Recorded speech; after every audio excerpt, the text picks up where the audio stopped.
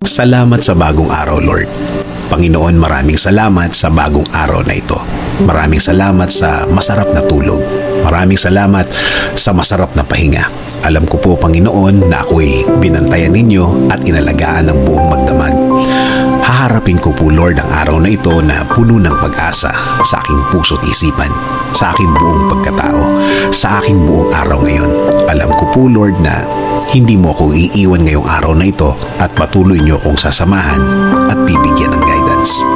Maraming salamat dahil ginising mo ako ngayong umagang ito at alam kong ang araw na ito ay magiging blessed dahil andyan ka, Lord. Punuin niyo po, Lord, ng kasiyahan o joy ang aking puso. Ipaalala niyo po sa akin kung gaano ako ka-blessed sa araw na ito.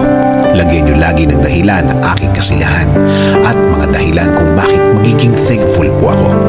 Kapag pumasok na po ang problema sa aking araw ngayon, i-remind niyo po ako ng inyong pagmamahal, ng inyong presensya, ng inyong kabaitan, ng inyong pag-aalaga, na kayo po ay laging andyan para ako'y alalayan. Kapag ako ay nanghihina, ipaalala niyo po sa akin na lagi po kayong andyan para ako'y tulungan, para ako'y alalayan, para ako'y alisin sa isang problemadong sitwasyon. Lord, kapag naalala ko ang aking problema, please remind me that you got me, that everything will be okay and fine. Please remind me also of my purpose. Kung bakit ako nasa mundo, kung bakit ako nabuhay, kung bakit ako andito para sa araw-araw, para paglingkuran kayo at mahalin. Kasama na ang mga nagmamahal sa akin at nagpapahalaga na kayo pa din ang dapat masunod sa aming buhay.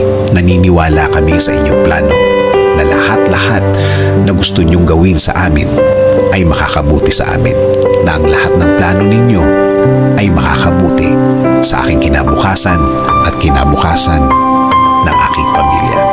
Lord, patuloy niyo pong pasukin ang aking buhay. Isinusuko ko na po sa inyo ang aking araw-araw, ang aking mga gagawin at aking mga plano. Patuloy niyo kaming bigyan ng guidance sa araw na ito at sa mga susunod. Alam ko po, Lord, na ang araw na ito ay mas mabuti, mas maganda, mas produktibo kesa kahapon, dahil ang lahat ay magbabago kapag kasama ka namin, Lord. In Jesus' name we pray. Amen.